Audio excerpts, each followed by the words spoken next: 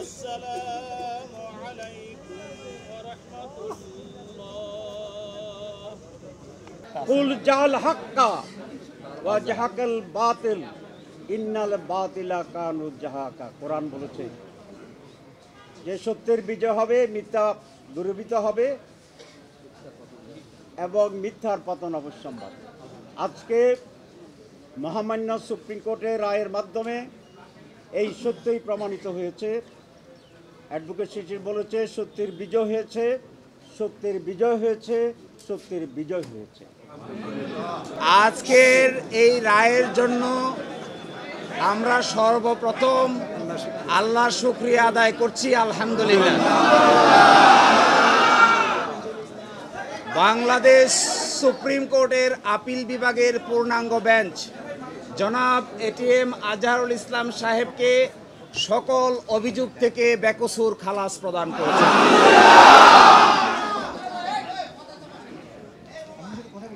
আজকে থেকে, এখন থেকে জামায়াতে ইসলামীর সাবেক ভারপ্রাপ্ত সেক্রেটারি জেনারেল জনাব ATM Azharul Islam is an innocent man.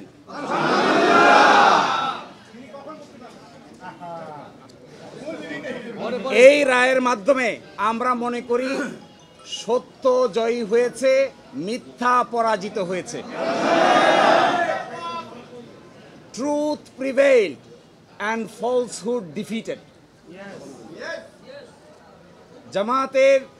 জামাতের এবং বিএনপির 6 জন শীর্ষস্থানীয় নেতৃবৃন্দকে মৃত্যুদণ্ড কার্যকর করা হয়েছে।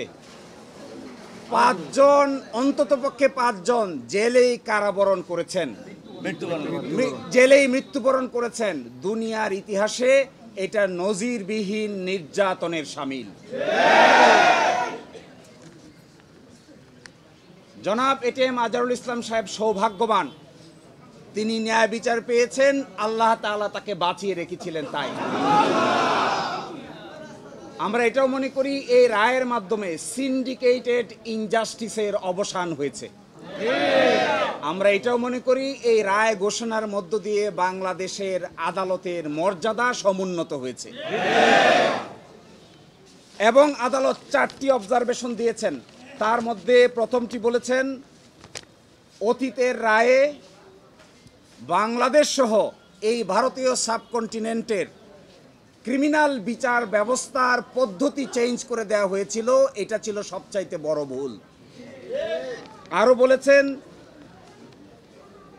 আদালতের সামনে উপস্থাপিত সাক্ষ্য প্রমাণ অ্যাসেসমেন্ট করা ছাড়াই জনাব এটিএম আজহারুল ইসলাম সাহেবকে ফাঁসি দেওয়া হয়েছিল। এবং আরেকটি ইম্পর্টেন্ট কথা বলেছেন যে পৃথিবীর ইতিহাসে এটি একটি ট্র্যাভেস্টি অফ ট্রুথ, অর্থাৎ বিচারের নামে অবিচার। আরও বলেছেন, যে সমস্ত তথ্য প্রমাণ আদালতে হাজির করা হয়েছিল অতীতের আপিল বিভাগ তা সঠিকভাবে বিবেচনা করতে ব্যর্থ হয়েছে। ফলশ্রুতিতে আজকে জনাব এটিএম আজহারুল ইসলাম সাহেবকে বেকসুর খালাস প্রদান করেছেন। বাংলাদেশের ইতিহাসে নয়, পৃথিবীর ইতিহাসে এটি একটি নজিরবিহীন ঘটনা হয়ে থাকবে।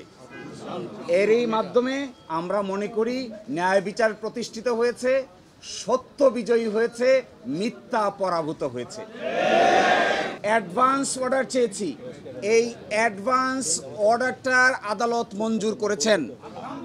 আদালত বলেছেন আমরা চেষ্টা করব আজকেই যেন, এবং আজকে এবং কালকের মধ্যে যেন এই শর্ট অর্ডারটা প্রসেস হয়ে জনাব এটিএম আজহারুল ইসলাম সাহেব মুক্তি পেতে পারেন, এই জন্য সকল আইনি ব্যবস্থা আমরা গ্রহণ করব।